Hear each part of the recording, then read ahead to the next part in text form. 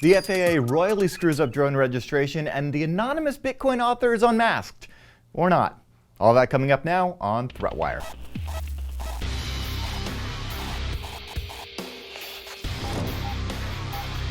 Greetings, I'm Darren Kitchen, and this is ThreatWire for December 16th, 2015, your summary of the threats to our security, privacy, and internet freedom. And oh man, fun stuff. The FAA just announced on Monday its expected small UAS, aka drone, registration rules. Most of it comes from the recommendations of the task force that they did, made up of industry leaders, and the short and skinny is that any unmanned aircraft, even model aircraft used for recreational use, between 250 grams and about 25 kilos must be registered. The site goes live on Monday, December 21st. It'll be at faa.gov/UAS/registration, and new drone owners must register before flying. And if you think you're going to get grandfathered in because you've owned one for a while, you'll need to register yours no later than February 19th, 2016. The civil penalties for failing to register is as high as $27,500, while criminal penalties can pile up to $250,000. Now, upon registration, which requires your name, your home address, your email, you'll be given a unique registration number that you can affix to all of your drones. That's right.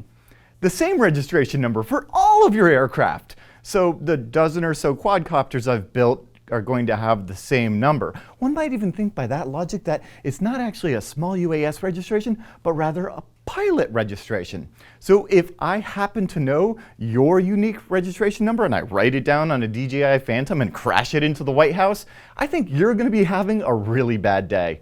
Oh, and did I mention that all of this data collected for this federal agency's database is going to be shared with third-party contractors? It's okay, though. I'm sure they're going to secure it way better than the Office of Personnel Management. My favorite part of this FAA PR spin is this quote from DOT Secretary Anthony Fox, who says, quote, "Make no mistake, unmanned aircraft enthusiasts are aviators, and with that title comes a great deal of responsibility." Oh, a person of authority called me an aviator. Bring on the bomber jacket and the shades, I'm hitting the skies. Final thought, the 250 gram exemption that was accepted by the task force is spelled out in the final regulation as the all-up weight, not the maximum takeoff weight. It's a subtle distinction, but this means that the maximum thrust isn't accounted for, meaning that we are about to see a ton of innovation in the development of smaller and lighter components for the model aircraft community, and I am predicting now a huge boon in sub-250 gram aircraft, such as my personal scratch build FPV racer coming in at just 240 grams. It's almost like I anticipated this. Find out more on next week's episode of Hack 5. Bitcoin, not the first, but by far the most popular cryptocurrency in existence. Of course, the first to rely on decentralization. And ever since its debut in 2008, people have wondered about its mysterious anonymous inventor. That's right, the person or groups of person most likely responsible for the invention go by the possible pseudonym Oroku Saki. No, wait, that's Shredder from the Teenage Mutant Ninja Turtles. What I meant to say was Satoshi Nakamoto.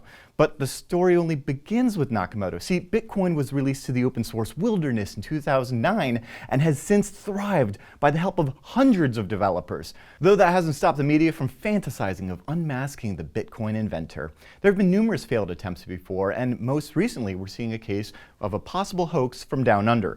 Last week, Wired wrote that Craig Wright, quote, either invented Bitcoin or he is a brilliant hoaxer who very badly wants us to believe he did. Well, this week, the latest from Wired is pointing to the latter. The full story involves altered posts, analysis of PGP key, and an Australian federal police search of Wright's property related to a tax issue. Yeah. So, did the media get duped? And who is Satoshi Nakamoto? I'd say both questions kind of miss the point. The fact is, Satoshi Nakamoto brought to this world groundbreaking technology in distributed databases known as the blockchain, and it's enriched so many more projects than just Bitcoin. And in my eyes, at least, the messenger is no more important in this case than the likes of Edward Snowden or Guy Fawkes. Then again, I get that we're humans. We feed on the narrative, the story behind the story, and maybe this is one that will never end. Think otherwise? Let me know in the comments.